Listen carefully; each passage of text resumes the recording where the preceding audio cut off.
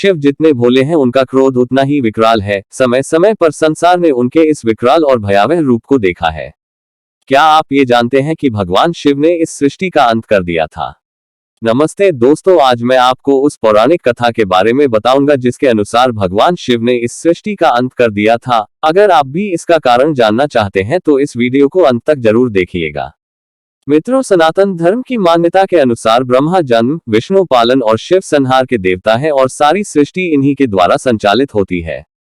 जब जब पृथ्वी पर कोई संकट आता है तो भगवान अवतार लेकर उस संकट को दूर करते आए हैं।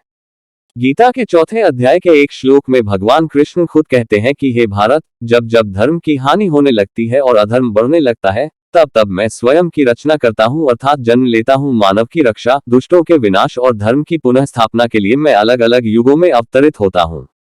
मित्रों, अब भगवान शिव ने सृष्टि का अंत क्यों किया? तो पौराणिक कथा के अनुसार एक बार सृष्टि रचयिता ब्रह्मा जी ने 4 वेदों ऋग्वेद, यजुर्वेद, सामवेद और अथर्ववेद का निर्माण किया। ब्रह्मदेव के निद्रामग्न होने के बाद हयग्रीवासुर नाम का एक दैत्य वेदों को चुरा कर ले गया, जिससे संसार में पाप और अधर्म छा गया।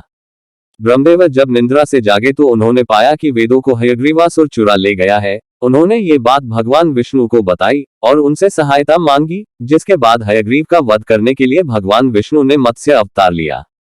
उधर हयग्रीव के वध के लिए भगवान विष्णु ने भगवान शिव की सहायता ली। भगवान ने महादेव से कहा कि सृष्टि पर पाप बढ़ गया है, जिसका अंत करना जरूरी है। इसलिए भगवान विष्णु ने महादेव से आग्रह किया कि वो धरती पर जलप्लावन लेकर आए। भगवान विष्णु के इस आग्रह को भगवान शिव ने मान लिया, लेकिन अब समस्या ये थी कि नवजीवन को दिशा देने के लिए किसी का जीवित रहना जरूरी थी, और इस कार्य के लिए भगवान विष्णु ने राजा मनु और उनकी अर्धाग्नि शत्रुपा को चिन्हित किया। राजा मनु और शत्रुपा को इस कार्य के लिए चिन्हित करने की भी एक वजह थी। मान्यता के मुताबिक राजा मनु भगवान विष्णु के परम भक्त थे। एक बार वो सुबह के समय सूर्य नारायण को अर्घ्य दे रहे थे, तभी एक मछली ने उनसे कहा कि आप मुझे अपने कमंडल में रख लें। दया और धर्म के अनुसार इस राजा ने मछली को अपने कमंडल में ले लिया और घर की ओर निकले।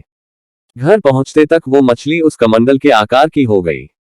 राजा ने फिर मत्स्य को दूसरे पात्र में रखा और वो मत्स्य उसी पात्र के आकार की हो गई। अंत में राजा ने मत्स्य को समुद्र में वापस डाल दिया, जिसके बाद मत्स्य ने पूरे समुद्र को ही ढक लिया।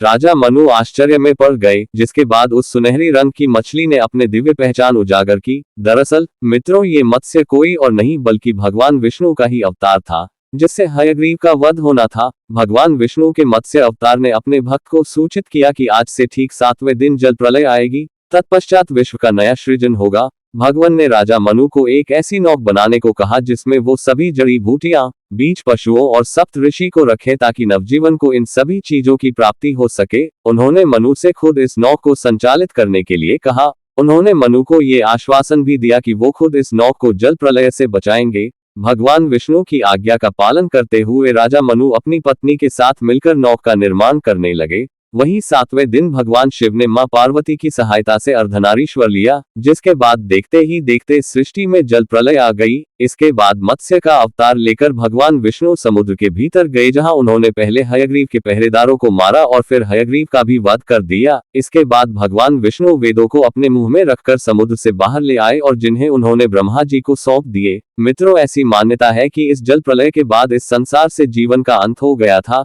सिर्फ राजा मनु, उनकी पत्नी शत्रुपा और सप्त ऋषि ही थे जो इस प्रलय से जीवित बचे, और भगवान से मिले वेद के ज्ञान के बाद राजा मनु वैवस्वत मनु कहलाए। उक्त नौक में जो बच गए थे उन्हीं से संसार में जीवन चला। तो मित्रों, आज की इस वीडियो में बस इतना ही। उम्मीद है कि अब आप ये जान गए होंगे कि आखिर क्यों और कैसे भगवान शिव ने इस सृष्टि का अंत किया था। अगर आपको ये वीडियो पसंद आई हो तो इसे लाइक और शेयर जरूर कीजिएगा।